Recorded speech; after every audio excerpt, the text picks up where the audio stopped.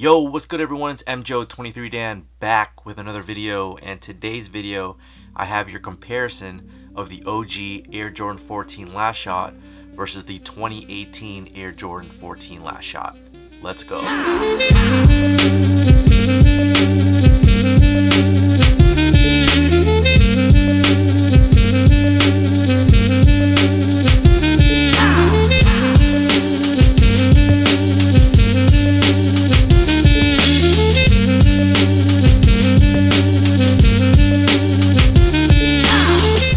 Alright, so let's start off with the box, because one thing that a lot of people thought was going to happen was that we were going to get the OG style box in 2018.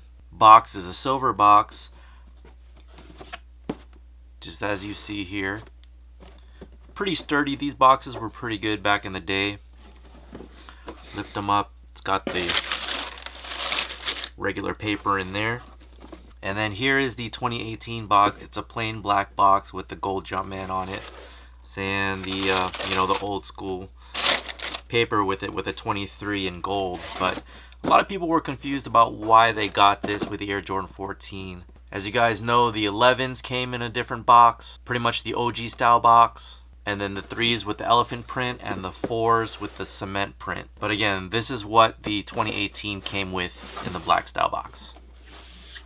Alright, so getting into the shoes here, you have the OG and you have the 2018 Retro. Again, I don't own the 2005 and I don't own the 2011. But if Jordan Brand is still in the remastered phase, comparing the 2018 to the OG is pretty proper. Because from what we've known all along, the 2018 is supposed to be just as close as to the OG as possible. So back in 1999, the original Air Jordan 14 had released. It came with premium leather, suede on the toe and on the back panel here, a hard plastic tongue that is on all OGs, something also that is not as extended as the Retro of 2018 and all of the other successors from the original. Pretty much the same outsole all throughout, the hood scoop or the hood panel here on the medial side of the shoe. And then one other controversial issue was the paint on the midsole. Now the reason with the paint, if you guys ever own OGs, you'll feel that tackiness of the paint on the midsole, and sometimes it would be bleeding, it would tear, it would rip, it would also really smell. And that's because there were remnants of lead paint used in the midsoles of these shoes. Now back in the day, there was one issue with a pair of kids Air Jordan 14 candy canes, or white reds is how we called it back then, and those were actually recalled. There were several reports in the newspaper asking for recalls of those kids' shoes, as the chemicals in the paint, lead obviously, was not good for kids. But then you start noticing the adult pairs in the OGs, and you notice that you still have that same tackiness, that same paint chipping and all that, which I do believe there's still remnants of lead paint in these shoes. But according to the federal government, those kids pairs were just at a level that was much higher than these ones here. So if you own OGs and you're wondering why that paint job on the midsole is pretty funky and it stinks, traces of lead paint. Alright, so now we go to the Retro, and you notice that the paint job is different. So it doesn't have like that tackiness, it's pretty smooth,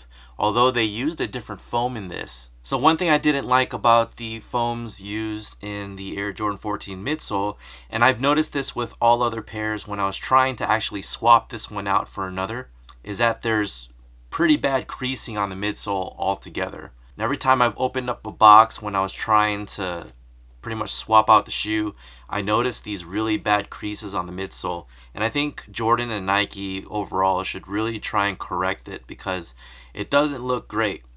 The OGs also did this, but it was, pretty much over time, but this, just right out the box, it just doesn't look good. As far as the suede's concerned, on the 2018, it's a short hair suede as compared to the OG. There's a lot more padding in the upper than there is on the OG. And the leather seems softer. Right out the box, you can pretty much feel that. On the OG, it does feel smooth as well. But the Retro has like this puffiness. I'm not sure if you guys really like that too much. But if you compare it to the OG, you'll notice that it doesn't have that much of a puffy look to it. On the retro, you have the bendable tongue. On the OG, you don't, as I pointed out earlier. All the OGs will have a hard plastic up here. The shape of the retro does have like a banana shape look as compared to the OG. It doesn't have that. It has like a nice, clean, sleek look. You also notice that the tongue is super high. Like I said in my previous videos, it should have been tucked in a little bit or not as high. So you'll compare that to the OG and it sits in there pretty nicely. I'd say the logos are the same. There's no color change in there. On my previous video, when I initially got the 2018, I wanted to say that the retro was darker, but in fact the OG is darker than it is on the retro. You'll notice a higher gloss finish on the retro as compared to the OG. You'll also notice that the Jumpman here is in high gloss as compared to the OG. It is not. As for the lining of the 2018, you'll notice that it is like a fabric type feel. As compared to the OG, it's got like a velour type feel. Here's a close-up of the tongues here. Right here is your retro, here is your OG. You'll notice that the perforations here at the tongue are a bit bigger. The Jordan print is pretty much the same. The 14s on the back are pretty much the same. The size of the hole in the scoop is pretty much the same.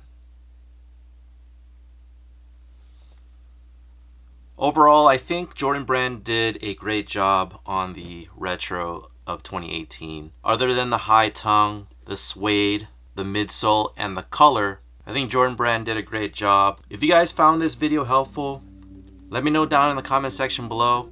Again, this is the OG versus the retro comparison video of the Last Shot Air Jordan 14. You can follow me on Instagram, Twitter, and Facebook. You can also visit my website at www.mjo23dan.com.